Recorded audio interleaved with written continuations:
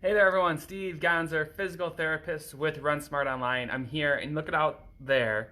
I don't know how, but it's below freezing and it is raining, which means it's probably a treadmill day for me. But it is really kind of a poor day to be out here in Buffalo, New York. So, but I do want to give you guys some more education on glute and hamstring strength. So I'm actually going to go over to the gym now, and I want to talk to you guys about progressing so that you can improve your glute strength, your hamstring strength, and your balance all in one. So I got a little progression for you, an exercise progression that I think will help you, and I'll talk you through how to do this. Real quick before I forget, the progression I'm about to show you for improving your balance, your glute strength, and your hamstring strength will help you run faster. It'll also help you get injured less. And if you want access to the full program, there's a link in this post somewhere above where you can actually access. We have, depending on when you watch this today, which is Sunday, or tomorrow, Monday, we actually have 50% off all of our strength workouts. So you can check that out. But let me go over to the gym. We're going to talk about improving your balance, improving your glute strength and your hamstring strength so that you can run faster with fewer injuries. So give me a minute here while I get really awkward with the camera. So hopefully everyone can see me here in a second, okay? So the conversation I had recently with a patient was they were missing kind of the next level of training. A lot of the runner I had came into the clinic, they were doing squats, right? They were doing some lunging, some deadlifting, but they missed the upper end of the progression. So there's this lower end, which is like clamshells, bridges, leg lifts, that I really encourage you guys not to do anymore unless you can't bear a weight. The next level is doing two-legged activity, but you shouldn't stop there, because when you think about running, so I'm going to move back a little bit. When you run, you're going to jump. I mean, it is pretty much jumping, but you're going to push off and you're going to land on one leg. When you're on this leg, you want to strength train here and work on your balance here, because if you're really poor in your balance, maybe even just try this right now. Just stand up and see if you can balance. And if you're like, ooh, I didn't know my balance was that bad, or even if you're a little shaky, when you go to run and you land on that leg, you're going to be off balance. And that stuff is going to cause you to shift, move, torque, tear, rip tendons, muscles, ligaments. Your joints will get aggravated. So what we want to do is we want to strength train. We're going to go after the glutes, the hamstrings, and the balance today. So this progression should help you. I've talked about this in previous videos. The glutes in your hammies, that posterior, we call it a posterior chain, which is the back side, is super important in running because it's often overutilized. And the research is pretty clear. If you can get better glute strength, better hamstring strength, you can prevent injuries, but also from a speed standpoint, you can be faster without having to run more miles. So here's the progression. So I'll just show you guys a normal squat first, because this really is the start of the progression. Hopefully I'm in screen here and you guys can hear me. I'm kind of far away from the camera. But just starting off with some squatting is a good place to start. Now, a lot of my runners like to push their knees forward. I don't want you guys to do that because you're overloading your knees and you're shutting your glutes off. So just imagine for a second, when you squat this way, you're hitting the switch to shut your glutes off. When you can get your butt back and your chest down, you're flipping the switch to turn your glutes and your hamstrings on. So you always want to kind of do that bucket sit. Ladies, I've been told this is called the hover position for when you're running in the woods or if you're camping. The hover position here. That's what I've heard. So this would be the start of it, but again, issue with this is that you have both feet on the ground. So this is a lower level end. What we like to do from this area is we like to take and do some rotational squats, chop and lifts, things like that. But then we need to go to the next level, which is how do we improve our balance with our, let me grab something here, with a way that can help improve the strength there but also improve the balance. So this is the first progression. You can use a slider. This is a furniture slider. At home you can use a paper plate, you can use a sock, you can use a shirt on tile, something that is just going to slide. The next progression is, okay, let's get you on one foot, let's load that up, but maybe your balance is still a little wobbly. So you add this underneath, which gives you a little bit of support, and let's go after the glutes. I'm just going to go here. And you're going to slide this backwards. You'll notice in the squat, my position is still the same. Here's my squat position, but now I'm on one leg. So what happens is that left leg has to support you, and you're really singling it out. When you're here and you're squatting with both legs, if the right side's weak, the left side's strong, guess what happens? The left leg's just going to power through on your right. So what we do next is we can start taking this and start sliding backwards. Whoop, there goes my balance. And come back up. So we're getting a little help from the right, but not a lot. And what you'll find if you do like 2 or 3 sets of 10 of those, you're going to notice a difference from one side to the other. This is what my workouts really do. I'm going to show you one more exercise here in a second, but the workouts that we have in this, there's a link somewhere probably above me with a link to our 50% off offer, is that they help you single out these things so that you can't cheat and you can't let one side pick up the slack. So we go after your glutes hard, we go after your balance hard.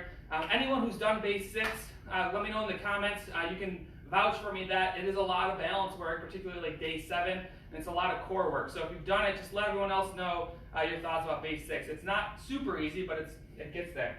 So we have the squat, you can start there. Then we like to get you on a modified one leg, 3 sets of 10 there, sliding backwards. And then we can kick this out. And now you're going to say, okay, left leg, right leg's not in it anymore. It's not helping you at all. So we do the same thing, touching backwards and then driving up to this figure 4 position. That gets that final glute activation, turning that glute all the way on at the top. So here and back up. Notice I'm not doing this. This is what a lot of my runners like to do, is they like to come straight down. That's turning the glute off, it's turning the knee on. As a runner, you don't need more activity at your knees, you need less. So that's why we're going after the glutes. So we come here and back up. So this would be a progression past the slider, and then I have one more progression for you, which is in a couple of my different programs. I talked about it yesterday a little bit, but then you'd go. So in the link above that's 50% off, we have Basics Bootcamp, Run Smart Yoga, and Run Smart Prime.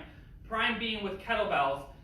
The thing with all 3 of these programs is they use some variations of these exercises I'm showing you, but they all include what I'm about to show you next. Because the runner who came into the clinic was doing deadlifts. And for those who don't know, deadlifts are a great strength builder for your glutes and your hamstrings. He's been doing weights, dumbbells on both sides, and deadlifting, and being here. But what did I just mention? One leg's stronger than the other. It's just going to compensate for the other side.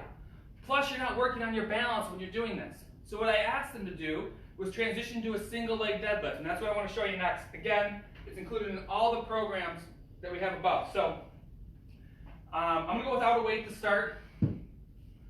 So you can try this exercise. Go ahead and stand up. You might look a little friendly for your family. It's Sunday here in the morning in Buffalo, so if you're in my neck of the woods, you're probably just hanging out anyways in your kitchen. So you're going to balance on one leg. You're going to unlock that knee. Unlocking the knee is crucial. I don't want you to be straight because you can get some nerve things going on and all that kind of stuff. So you're going to unlock one leg. Make sure that you can balance. You're going to take your left arm if you're on your left leg, so standing on the left arm behind your back. Right hand's going to do a sweeping motion down, and notice how I'm hinging from my hip. I'm not squatting into it, which is a lot of knee. I'm unlocking the knee. That doesn't change from the rest of the exercise, and I'm hinging forward, keeping my spine straight. You want to take that back leg, kick it up towards the ceiling. That'll help keep your spine in good alignment, and you come back up.